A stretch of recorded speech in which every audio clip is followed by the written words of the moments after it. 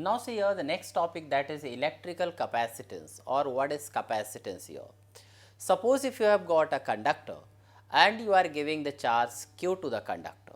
As you give the charge q to the conductor, suppose the charge q is given to the conductor, then its potential, that means V, increases.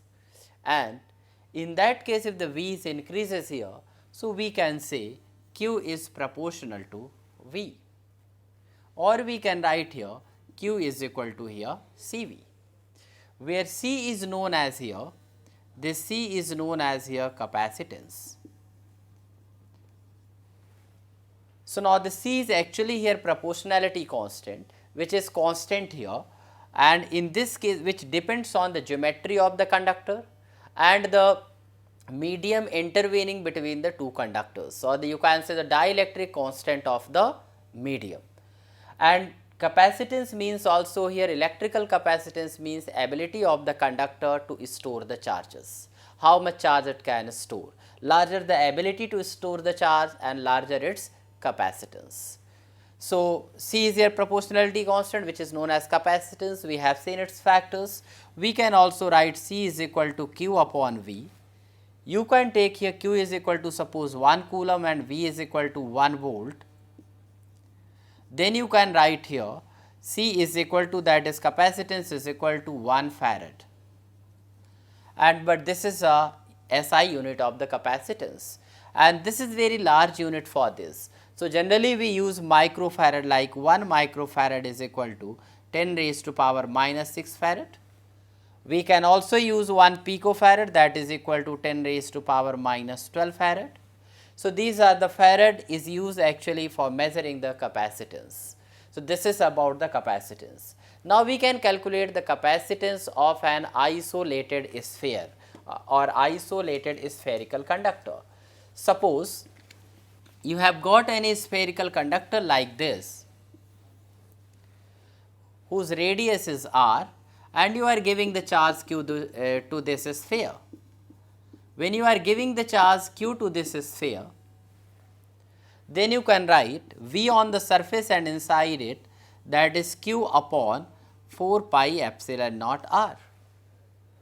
Then capacitance we can calculate, C is equal to q by V. So you will be getting here q upon q, and here it is coming 4 pi epsilon naught r, this q will get cancelled.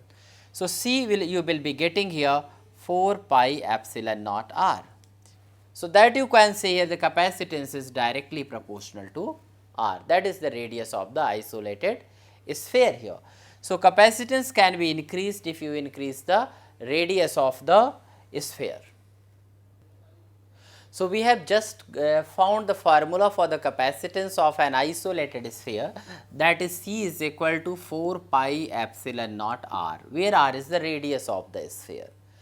If I take an example, suppose if C is equal to 1 microfarad. Now if you want to make a capacitor of 1 microfarad and we are using conductor as an isolated sphere. So what happen here in this case? In this case here we can write 1 microfarad is equal to 4 pi epsilon naught into r.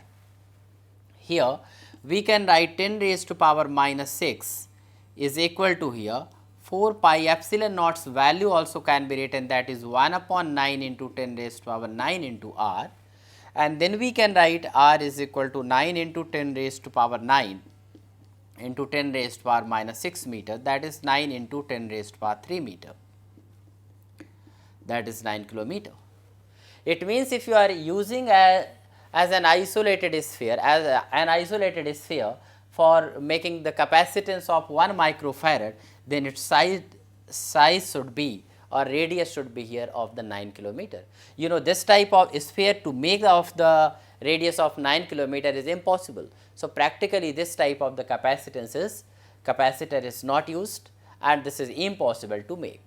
So let us discuss how do we make capacitors of the different capacities, and what is the basic principle of the capacitor, and how does capacitor work.